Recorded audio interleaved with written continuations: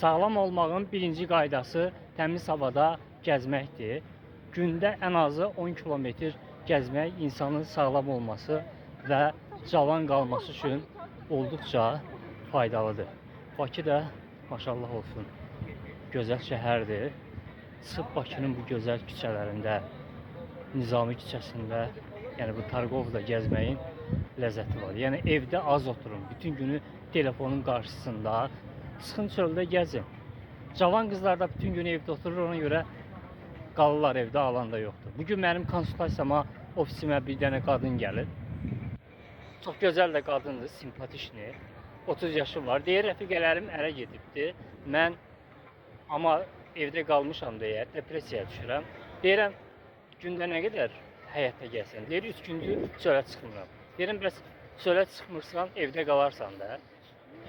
Gözəl qadınlar, çıxın çöldə gəzin. Bəlkə bəxtiniz açıldı. Sevgilər.